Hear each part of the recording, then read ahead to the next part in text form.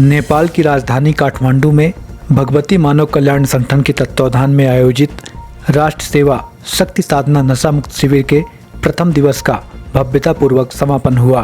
काठमांडू के श्री पशुपतिनाथ मंदिर परिसर के पार्किंग ग्राउंड में शिविर का आयोजन हो रहा है, जिसमें शामिल होकर लाखों लोगों ने दिव्य आरती क्रम का लाभ लिया। प्रथम दिवस के आयोजन में भगवती मानव कल्याण संगठन के संस्थापक संचालक योगीराज श्री शक्तिपुत्र जी महाराज के द्वारा धर्म, राष्ट्र, मानवता व अध्यात्म जगत के गूढ़ रहस्यों पर आधारित महत्वपूर्ण चिंतन प्रदान किए गए। साथ ही कश्मीर के पहलगाम में हुए आतंकी हमले के जवाब में भारत सरकार की कार्रवाई ऑपरेशन सिंदूर का समर्थन करते हुए इस कार्रवाई को आतंक के खिलाफ भारत सरकार द्वारा उठाया गया महत्वपूर्ण कदम बताया गया। माता स्वरूपम देवी स्वरूपम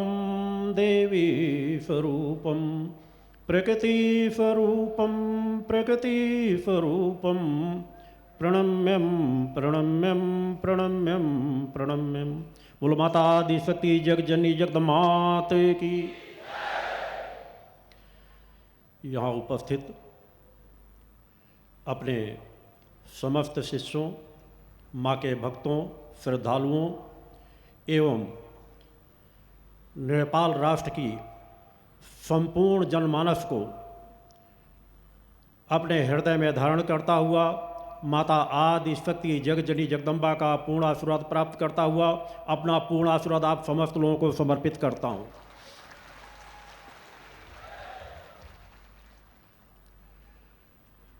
नेपाल राष्ट्र के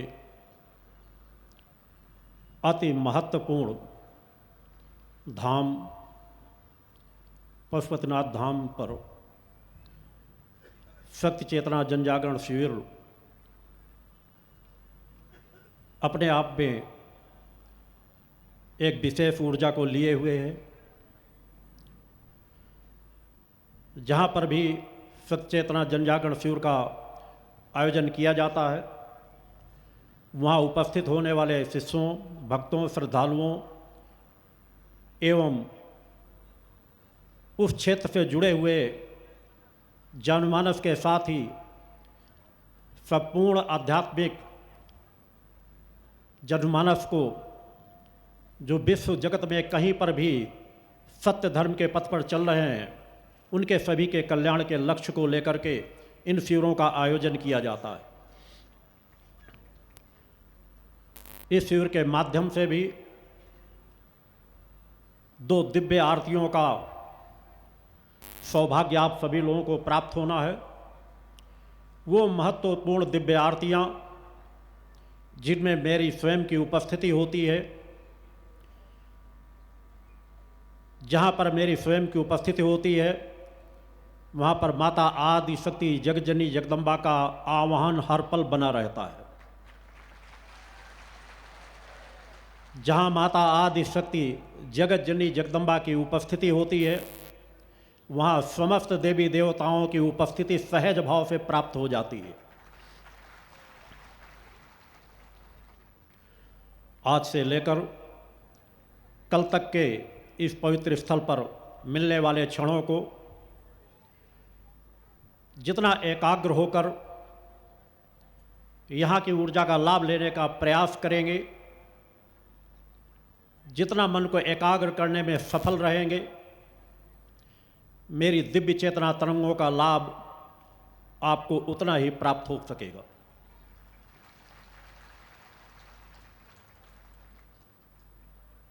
एक एक पल सत्य की यात्रा के महत्वपूर्ण होते हैं। नेपाल के शिष्य कार्यकर्ताओं को कम से कम इस मंच पर मेरे आने के बाद तो विश्वास हो गया होगा कि उन्हें शिविर प्राप्त हो चुका है।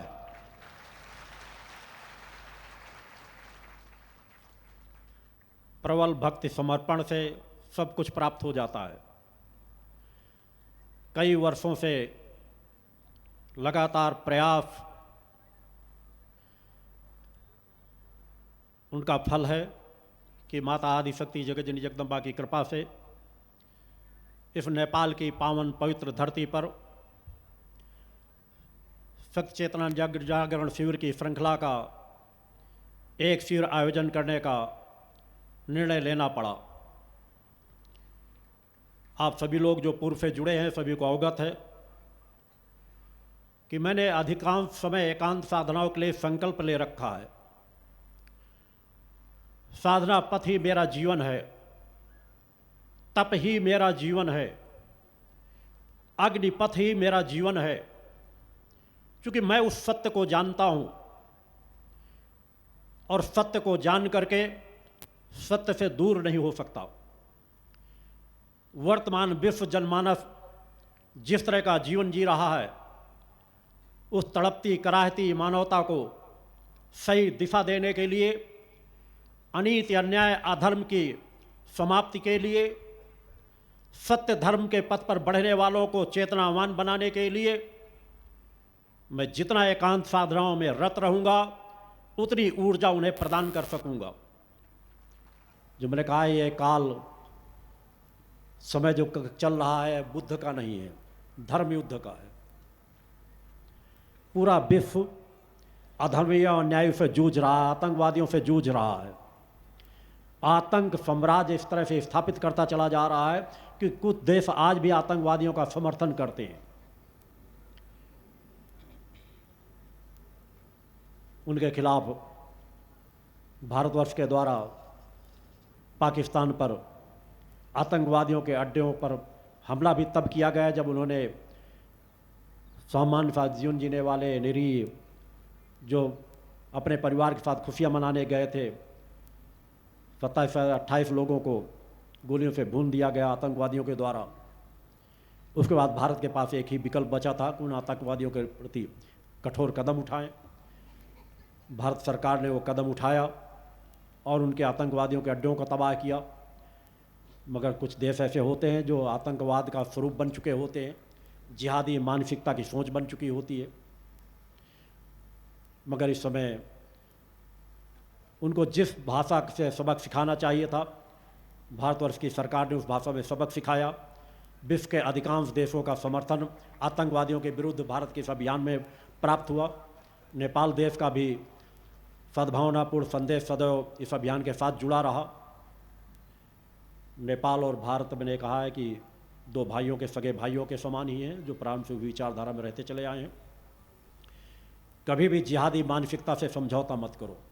आतंकवाद हर देश के लिए, हर राष्ट्र के लिए खतरा है।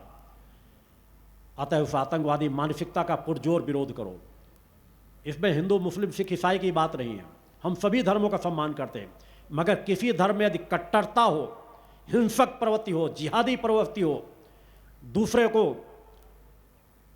वो समाप्त करना चाहते हो, काफिर समझते हो, तो ऐसी मानसिकता के लोग कभी भी किसी धर्म के लोग नहीं हो सकते। आज दुर्भाग्य से आतंकवाद इस्लाम एक स्वरूप बन चुका है, क्योंकि इस्लाम के नाम पर ऐसा सब कुछ कर रहे हैं और इस्लामिक देशों के द्वारा भी आवाज़ें नहीं उठाई जाती। मैंने कई बार भविष्यवाणी अपने शिविरों में किया है कि आगे आने वाले भविष्य में इस्लामिक कंट्रियों की बहुत बड़ी क्षति होनी है, जिसे मैं स्पष्ट देख रहा हूँ और धीरे धीरे क्रम में वो चल चुके। यह समय विश्व युद्ध के काल के समय से गुजर रहा है। युद्ध रुकेंगे फिर होंगे, अनेकों देश एक दूसरे से टकराएंगे, उसे कोई नहीं रोक पाएगा। रुकते हुए दिखने वाले युद्ध भी फिर युद्ध होंगे और इसमें वही विजयी होगा जो धर्म के साथ खड़ा होगा।